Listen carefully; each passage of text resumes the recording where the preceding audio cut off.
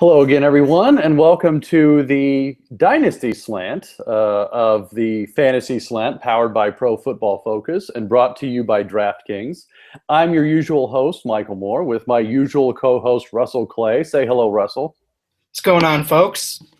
And we are, as mentioned last week, sort of your Dynasty shepherds through this offseason, and we will cover anything we can covering Dynasty formats, Dynasty Rookie Drafts, Startup Drafts, etc. So without further ado, Russ, let's just jump right into it. And I think a usual part of these podcasts for you and I are going to be what's been happening in the last week or so that has a Dynasty impact. And I think without a doubt, the Arian Foster groin injury today probably takes precedence, wouldn't you say? Yeah, this is humongous news for every format. I mean, if you had Arian Foster on your team, he's pretty much a running back one. So that, I mean, and there was no real handcuff. Alfred Blue is Alfred Blue, and I guess there's some guy named Jonathan Grimes also hanging around there. So, I mean, the big story for me, I saw they were looking at some veterans, bringing them in. I heard about Pierre Thomas. Mm-hmm. That'd be a guy I'd want to grab now. If he can come in, I could see him being fantasy relevant in that offense. But I mean, this is pretty devastating for this year and for your dynasty rosters. Yeah, so let me just hit this head on, Russ. So you have it's a multiple choice answer, one answer only.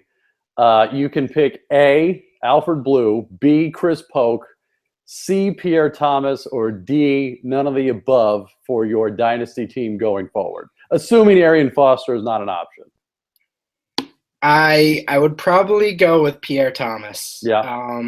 Obviously, Alfred Blue was already on the roster, and he probably has the upper hand right now. But I think Pierre Thomas has been underrated his entire career, and for him to finally get a shot like this, I mean, it's a little late, but I'm kind of excited about it. So yeah, I mean, he wouldn't cost you anything either. So he wouldn't, and I think. For dynasty purposes, I think he's a fine plug and play, assuming he does eventually go there. I mean, it's still pretty early. But, yeah, I think if anything, this probably just shines more of a light on the fact that Houston needs some kind of backup plan long-term because Arian Foster ain't it. I mean, this is going to be his age 29 season, and I just to plug my own article, I had an article earlier this offseason about the running back cliff and how, it's pretty stark after the age of 28 for a running back to really fall off as far as fantasy production goes. And not a surprise, Arian Foster's there. So, I think this shines a light on that fact that there just isn't a good handcuff or backup option for him there. And look, maybe Houston finally learns and gets somebody to back him up in the draft or free agency. I don't know, but bottom line is, this is the risk you run with Arian Foster on your dynasty team. And, not to say, let's back up a little bit. It's not to say Arian Foster's had a, devastating injury every year the last 5 years. I mean, I saw some stat where I think he was the 5th leading fantasy scorer over the last 5 years. But for whatever reason, that's just the narrative with him is he always gets hurt. So, yeah, I think you just got to – this is the risk you run with a veteran running back who's getting up there in age, especially on your dynasty team, Mm-hmm. So he shielded a lot of sort of how we viewed the Texans offense. And like you said, when you take him away from that picture and you just look at what's there now, it's really ugly. It's not good. And the discussion sort of shifts to DeAndre Hopkins now, and there's two very different views now of sort of what's going to happen to his production. On the one hand, he was already going to get a lot of targets, but now it's pretty much guaranteed that he's going to be the vocal point of the offense. Well, he's going to get targets, but let me ask you this. I mean, Arian Foster really drew a lot of attention away. Right. At least I think that was the plan. Does this in a way sort of drop Hopkins' value down a little bit? I mean, for dynasty purposes, I don't think so. But just overall, I think this could have an effect because, look, you don't have Andre Johnson there anymore, obviously. You've got a quarterback battle consisting of Brian Hoyer and Ryan Mallett. So, it's not exactly going to give defenses a scare. I mean, I'd be concerned if I'm a Hopkins owner right now because, everyone had this big breakout year planned for him, and now he's going to have to carry the load. The quality of targets is the other side of the debate, and I'm leaning pretty hard on that side right now. I wasn't really into Hopkins at his price this offseason anyway, so this is sort of distancing how I view it even more now. Right, so, it's confirming what you thought already. So yeah, and it's just unfortunate. I mean, obviously we hope Foster can come back and be the same dynamic player that he typically is. I mean, I think on a per snap basis and just in a vacuum, he's one of the best fantasy running backs to come along in the last 5 or 10 years. But yeah, he just needs to find a way to stay on the field. So right. Well, that was the big news this week, Russ. I think without further ado, because I know everyone's been waiting, we will jump right into a Dynasty Rookie Mock Draft like we all like to do. So let me lay out some of the parameters for the viewers or the listeners. We'll assume it's a 12-team league, standard scoring, usual lineup configuration. So, one quarterback, 2 running back, 2 receiver, flex, and tight end. Not a 2-quarterback league because that can be vastly different. We'll go with the 1. But other than that, I mean, a fairly normal setting. So without further ado, I know, Russ, you were waiting to see who won the rookie mock draft lottery. And unfortunately, it was not you. It was me. So I will go number 1, but I won't contribute to any drama. I'll just jump right in and take Todd Gurley. So fair enough. I see how this is from the beginning. Right. No. Hey, you're the new guy, so that's how it goes. But yeah, I don't think and we sort of touched on this last week. There's really no drama here, at least that I can see. I mean, Gurley's the only bona fide 3-down running back prospect, at least so far. I mean, you've got a lot of guys that potentially could get there, but I think Gurley's the only one drafted with the specific intent by his team to do nothing but that. And he should. I mean, look, he was the 10th overall pick, the highest running back taken in the draft since one Trent Richardson back in 2012, which I'll touch on that in a moment because that's another fun fact. But, he's 6'1", 227. He's certainly built like a 3-down back, has shown all of the traits of a guy that can hold his own. And really, I mean, with the exception of an ACL injury that he's still recovering from, I mean, he can start pretty early, I mean, depending on his recovery time. So I don't know. Is that the right pick, Russ? I mean, is that fairly common what you're seeing out there? I believe so, and the majority of what I've seen is him going first. There has been sort of a movement for Amari Cooper, who we'll get to in 1 minute, but I don't see any way I wouldn't take him, regardless of format. Even in a 2-quarterback league, I'd probably still go Gurley. No, I don't think there's any doubt. So. He's just so unique in terms of how big he is versus how versatile he is. So, I mean, he was like a punt and kick returner being that big. That just isn't – and he was very effective doing so. Right. You just don't see that very often. So, and again, Justin Blackmon this week, he's probably never going to play again. And I think there's – again, we talk about the risk with rookie drafts. We don't know how these players their careers are going to work out, but – you just kind of have to go with who you think's the most talented, Yeah. We don't his career could not last a long time, but I mean, in terms of pure skill set, he's one of the best running backs we've seen in a while. So yeah, no, I agree. I mean, and again, we covered it in last week's edition where especially, if you're just starting in a dynasty league or anything, a rookie draft is really the time to go best player available because like you said, you can't really predict what these guys' situations are going to be.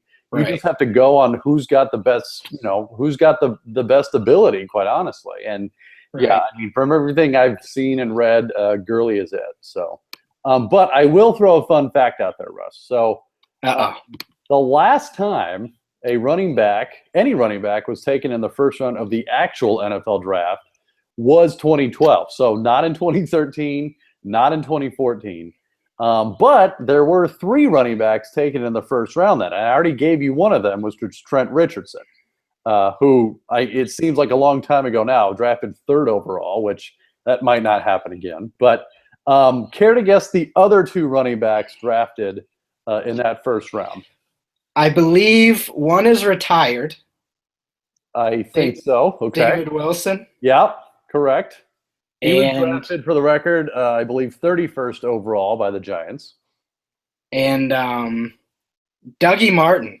There you go. Yeah, which, I mean, ironically, Doug Martin is probably the most successful out of those. Yeah, isn't that's pretty crazy? You know, but, you know, it just to play devil's advocate with that Gurley pick for a moment, I think that draft probably turned a lot of actual teams off from going that high on running back. You know, I mean, that was really the last time that those teams did it.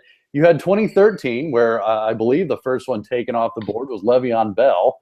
That was late in the second. And then last year, Bishop Sankey was the first running back taken, but also in the second. So I think it also speaks to just how good actual teams view Gurley and the other running back that was drafted in the first round, which I'm sure we'll get to very soon too. So anyway, so without further ado, Russ, you're on the clock with the second pick. I think I have to go with Amari Cooper here. Good choice. Good choice. He's got good size. He's prolific statistically. I mean, he had 1,000 yards his true freshman season at 18 on Alabama.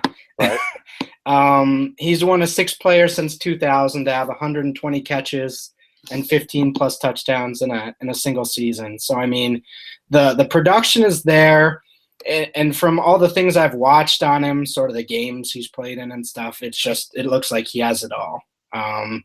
I think in terms of targets, pretty much from year one, he's going to be the guy in Oakland. I don't know how good it is to be the guy in Oakland, but I think he's good enough to sort of live with Derek Carr and be fantasy relevant. So, yeah. No, I'm with you completely. I would have taken Cooper second there too. I mean, like you said, he's got all the skill set. I mean, he's not a real big guy. He's 6'1", 210, but you know, again, you know, and this was covered on ProFootballFocus.com. It's not like the tall receivers necessarily guarantee fantasy success. You know, I mean, you could be a really good receiver and not be 6'3" and 6'4". I mean, look at Antonio Brown, you know. So I'm with you. Cooper seems to be the most polished, the most NFL ready of any of the receivers in this class, and I don't think it's close. Like you said, I think the one thing holding him back is, unfortunately, he is on Oakland. Right. But I will say this. Luckily, it doesn't seem like the Raiders have brought in a lot of competition for Latavius Murray, which means, look, hopefully they get him the ball and can draw some attention away, unlike Nook Hopkins, who we just talked about. So, you know, I think hopefully Amari Cooper isn't relied upon to be the man entirely his first year, and he can sort of develop a little bit. He does have Derek Carr as his quarterback, which between you and me and the listeners, I don't think that'll last very long. I can't see him there. I just don't see it. I mean, he had a 5.4 yards per attempt last year, which is just really brutal. By comparison, Blake Bortles, who I think a lot of people thought may have been worse, at least he had a 6.0 yards per attempt. And blowing them all away was Teddy Bridgewater over 7. But you know, whether it's Derek Carr or not, I think Cooper's going to be a very good player there, even though he may not be on the best team right now. I think, like we talked about, you got to take best player available, and I don't think there's anyone even close to Cooper. So I applaud your pick, sir. Thank you. So, all right, number 3, and this sort of goes to my personal conservative nature. But instead of going receiver here, I'm going to dip back into the running back pool, and I will take Melvin Gordon. No! Which, hey, that leaves you all of the other receivers you can handle, Russ. But You know, Gordon, another guy taken in the first round. The Chargers actually traded up for him. And I think they view him as a guy that can slip right into that Ryan Matthews role, which, look, Ryan Matthews did that very effectively the last few years as the first and second down guy. Now, I don't think they drafted him with any intent to be a 3-down back. From all indications, they're hoping Danny Woodhead, of all people, can return to that sort of passing down weapon that he was 2 years ago. But look, at the very least, I think you're guaranteed a starting running back, which is very rare in rookie mock drafts, you know. So I think he can slot right in. I think he can get 1,000 yards very early. Yes. Now, again, I don't think he's as good as Gurley, obviously, and overall, I don't think he'll even come close. But I think he enters a pretty good situation. And with that said, I would love to have Gordon at 3 and not look back. So I'm guessing by your disappointment, you would have gone the same route. Yeah, I'm actually a Wisconsin college football fan, There you and go. I've watched him from the very beginning. And I mean, again, in terms of production, it's pretty much him and Barry Sanders in terms of rushing, like yards and per carry attempt. He's pretty much the amount, like when you can marry sort of the volume and efficiency together, that's when you find really special players. And there's nobody else who's had over 500 career rushing attempts in college and also average 7 or more yards per carry in their college career. Like it's him and Barry Sanders. So, Right. and I understand that a lot of running backs have sort of busted out of Wisconsin. But what he did at Wisconsin blows all of them away as well. So I don't think that's a good narrative to use when evaluating him. So that's one thing I just want to make clear on him. Well, no, I think we're in agreement. And, you know, not to make this mock draft boring, but so far I think you and I are 3 for 3 on picks. So, but without further ado, Russ, you are on the clock at number 4. This is a tough one for me between 2 receivers. I think ultimately I go with Kevin White. I don't think the situation is perfect, but I do eventually see him sort of fitting into a high-end, real wide receiver 2 role behind Alshon Jeffrey, which can be a good thing, you know, if you have 2 really talented receivers.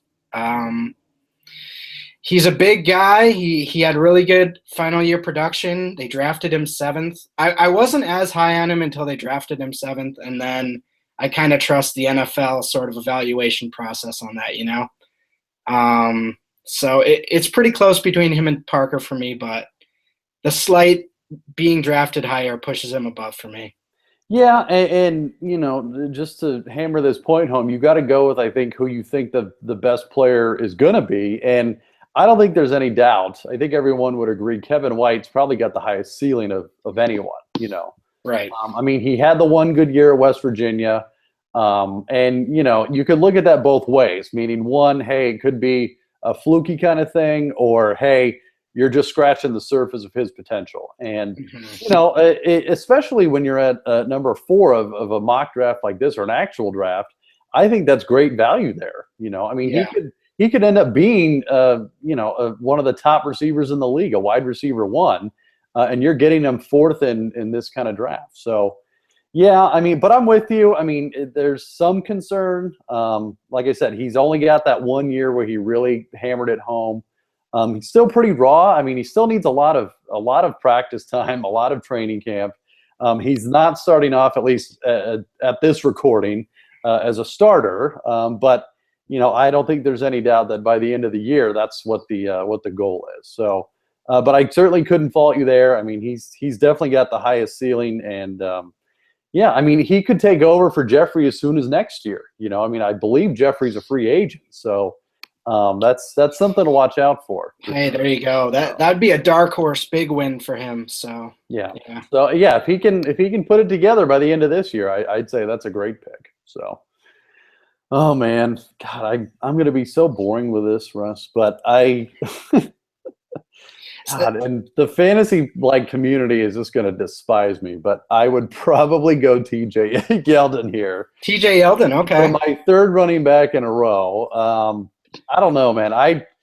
Running backs to me are just so rare to get a good one that it seems like if you've got a chance to get a good one, you got to take it. And look, I sort of play, if all things being equal, there's a lot of receivers out there. I feel like the wide receiver pool is a lot larger than running backs, and it just seems like, at least at this point, Yeldon is getting a lot of hype.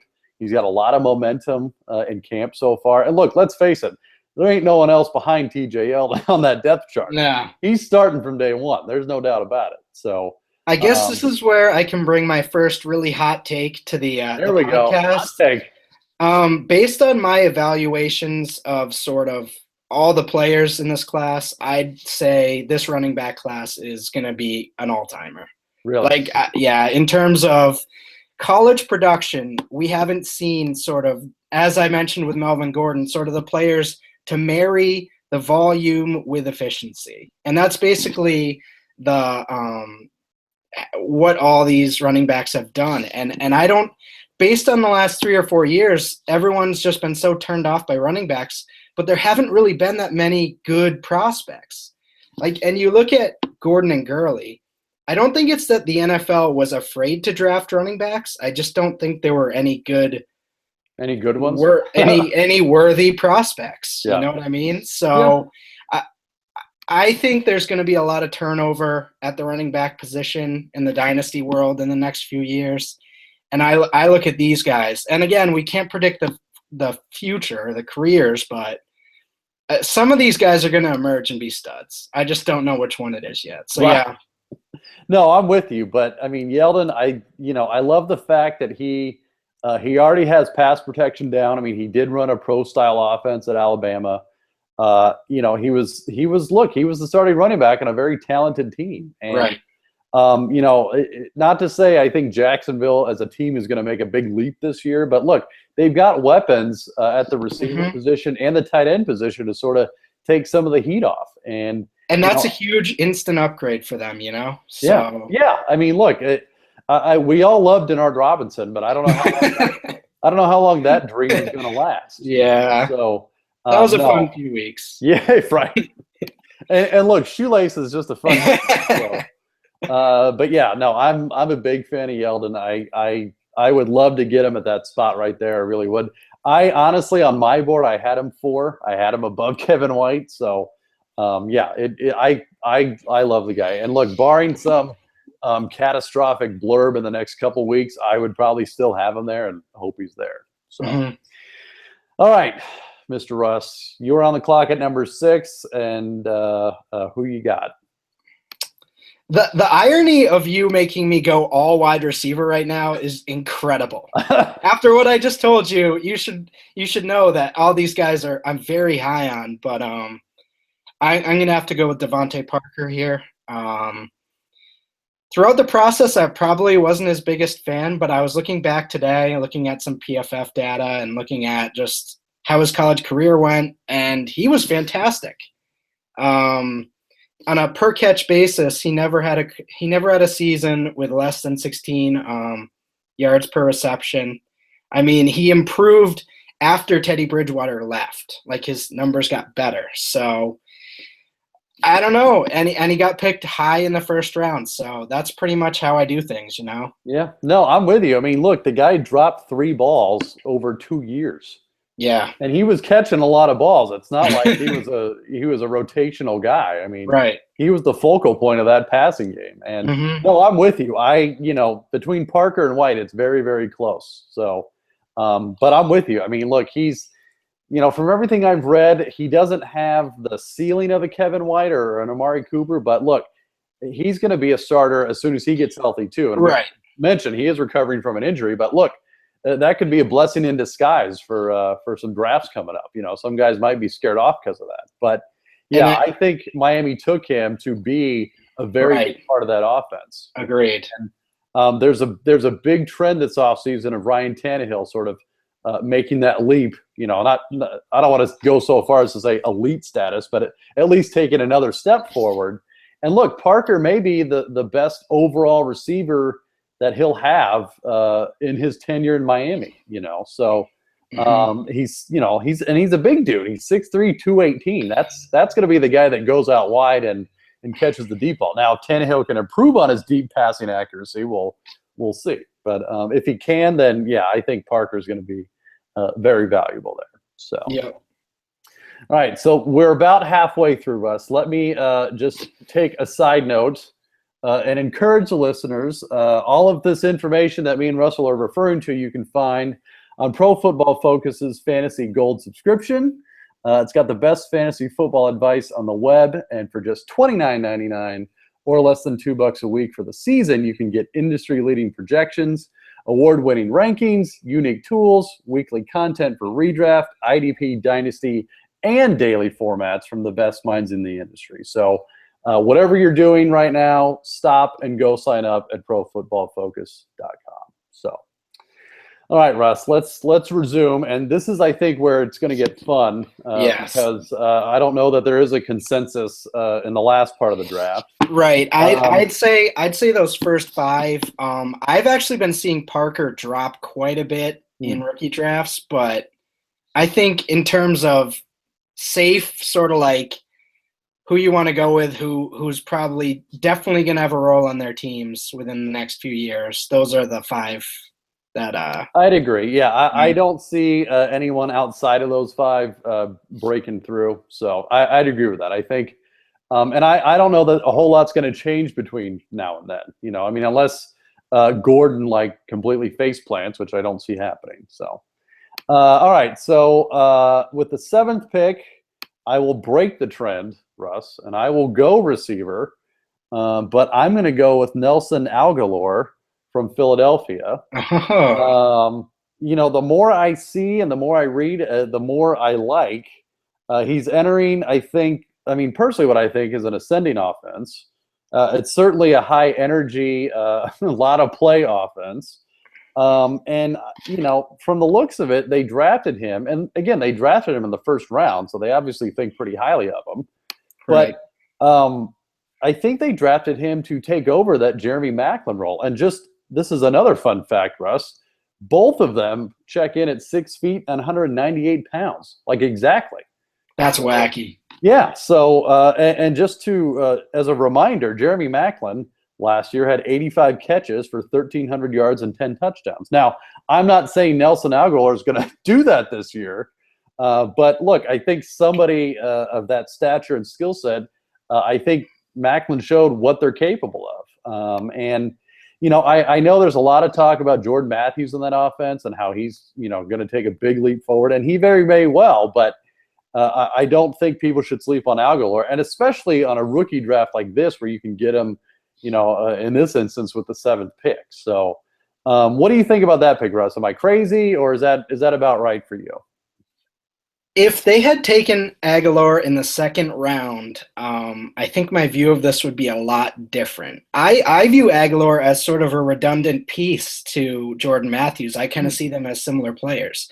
But with how high they drafted him, I just can't imagine, and I know they're high on Jordan Matthews, so I can't imagine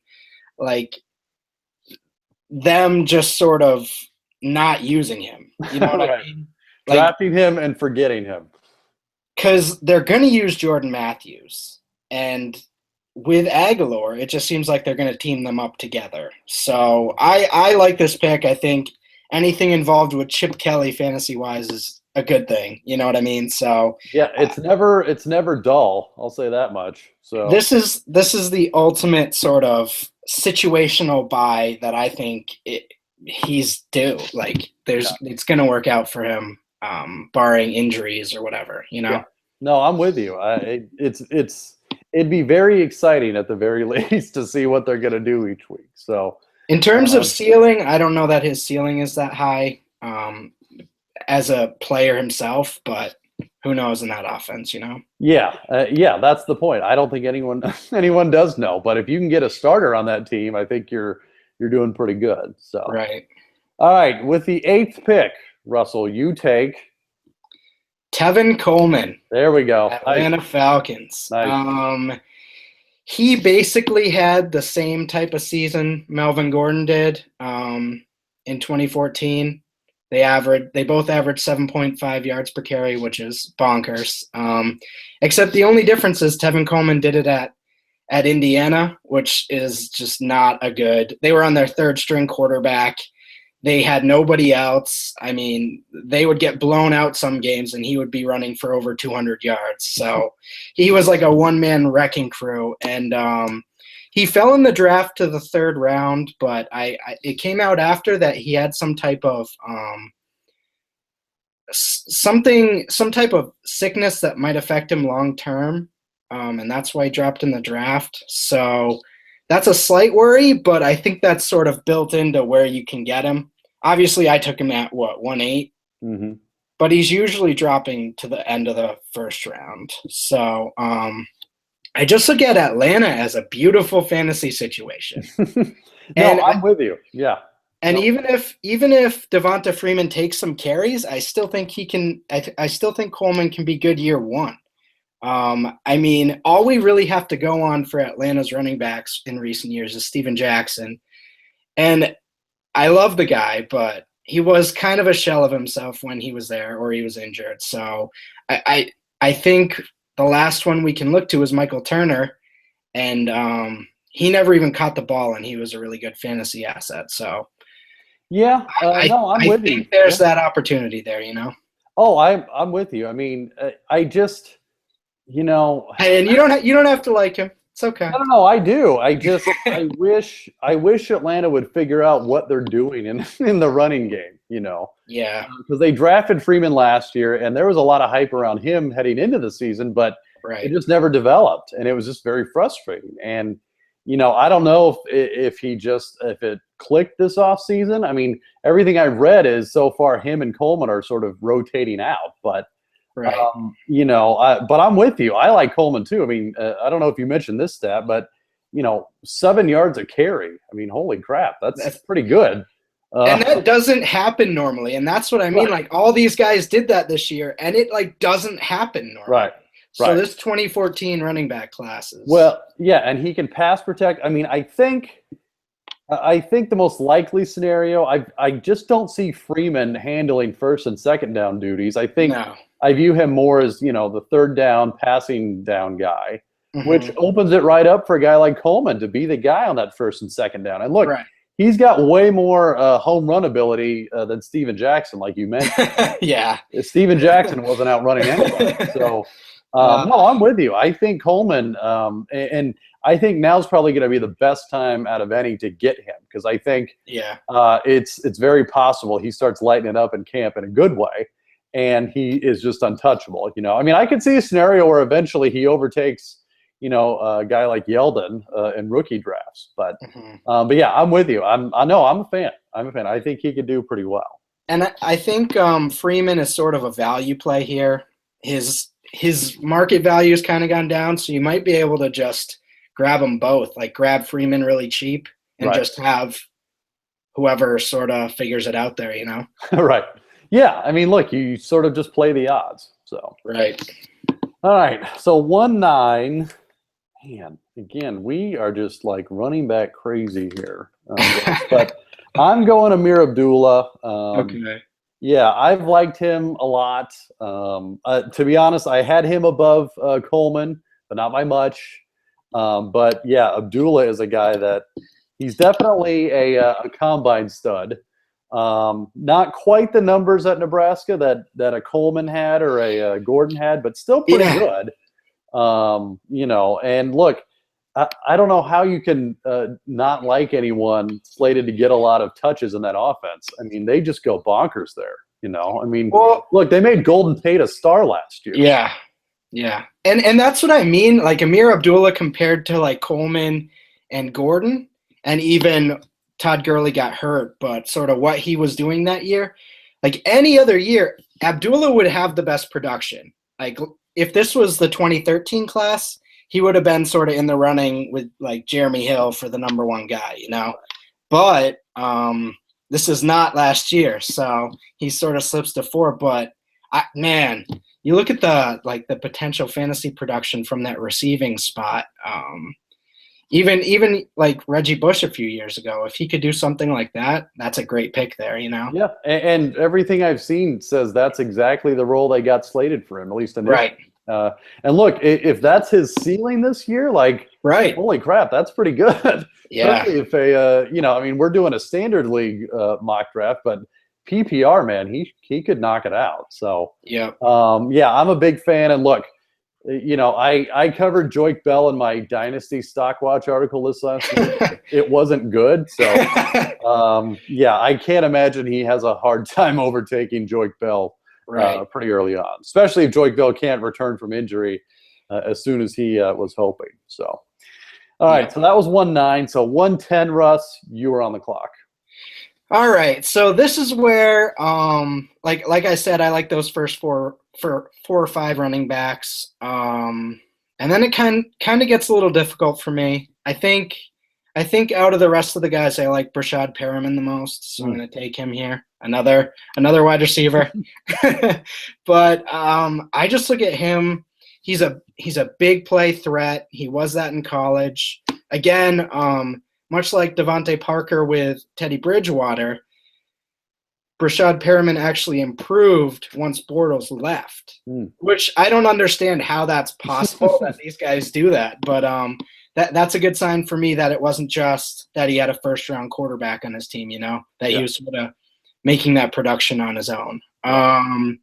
He ran, in the 4.42s at his pro day or something like that? Yeah, I mean, he was definitely a guy that I don't want to say nobody heard of him before the combine, but he came out of nowhere. Yeah, he definitely shot up pretty quickly after it. So, and I just like the Joe Flacco. I mean, he's kind of not a great fantasy quarterback, but he can throw. Elite, Russ? I mean, he's clearly elite, but he can throw a deep ball. Like that's something nobody can take away from him, Right. So I think that'll be where Perriman fits in that Torrey Smith role, and I think he's probably better. So I think so, and I'm with you. I mean, look, they let Torrey Smith walk. They drafted Perriman, obviously, with I think the goal for him to take over immediately, and he is. And another thing that I don't think is being mentioned a whole lot, but they brought in Mark Trestman as offensive coordinator, which, I mean, there's not too many other offensive coordinators that are good for your fantasy players than Trestman. So just ask anyone on the Bears last year. Yeah, no, I'm with you. If he can, if Perriman can solve the drop problem, which it has been a problem. Yeah, he could be really, really good for a while. And I'm with you. I'm not going to be a Flacco like homer, but I'm with you. I think Flacco's decent for his fantasy supporting cast, guys like Perriman, guys like Forsett. So I'm with you. I don't see a problem with that pick. And look, it's again, you go for best player available and what their ceiling is, and Perriman has the tools to be pretty good. So I couldn't knock you there, Russ. I couldn't do that. So all right, 111, and you know what? Just to round it off, and this is when things might get really weird, but I'm going to go Jameis Winston on this. It is. We are assuming it's a one quarterback league, so it's not as if, you could start him right away, I don't think, depending on the state of your dynasty team. But, I don't know, man. I like Winston. I think he's better than any of the prospects for quarterback last year, obviously, and maybe in a couple of years. Yeah. He's entering, for a rookie quarterback, a fantastic situation. He's got Mike Evans. Yeah, I can't think of a better situation for a number one overall pick to go to. Right, and look, he's got Vincent Jackson, veteran to rely on. He's got Austin Seferian-Jenkins, who's supposed to be making a leap this year at tight end. I mean, there's just a lot of things I think that could go right with Winston. And it's not going to be, from day one he's throwing for 304 touchdowns, but I think it's a guy that you could easily draft and put on your bench or taxi squad, and I think he could hit down the road. So is that crazy? Is that way off the farm? Would I do it? No. Okay. But is it crazy? No. Okay. Because I think when you look at him in terms of like fantasy potential, there's just so much there. And even if he's not sort of as good as even like being the number 1 overall pick would lead you to believe, he's still got Mike Evans. Right. Look at what AJ Green did for Andy Dalton. And, Right. and I definitely think Jameis Winston is better than Andy Dalton. You know what I mean? So well, let's hope so. There's yeah, right. There's just so much potential with that offense that I do like him as a fantasy asset. So all right. So Russ, bring us home. You've got the last pick of the first round at 112. Who do you got? I finally get my running back, my second running back, Duke Johnson. Interesting. Sneaking in the first. It was between him and your boy, Philip Dorsett. So I let you. I was close too. So it was close. I just like Duke Johnson's game. I think he's got it all. I don't think he would be good in sort of a feature like workhorse role, but I think he can be like a better Gio Bernard. Yeah, I can see that. Obviously, going to Cleveland is just miserable. I mean, Isaiah Crowell is a pretty good player, and I could see those two sort of working well together. The problem is the Browns. So before the draft, I had him above Yeldon and Amir Abdullah, but post-draft, I sort of bumped them both ahead of him. But I just like the skill set, and like you said, best player available, and that's just where I'm at with him, you know? Yeah, and, you know, sort of as you alluded to, the state of Cleveland just in general. Yeah, it's just a really sad place to be right now. Well, yeah, but for rookies, I mean, look, it gives him a good shot to contribute early, you know. Right. Yeah. Everything I've read, Terrence West is just done on the roster bubble. They still, I guess, are wondering if Isaiah Crowell is the man. So, you know, and look, obviously they do because they drafted Duke Johnson pretty high. So, I can't knock that. And look, it's bad now, but it doesn't mean it's always going to be. It's always going to be bad there. Yeah. I mean, they've got to improve at some point, right? I hope, maybe. So.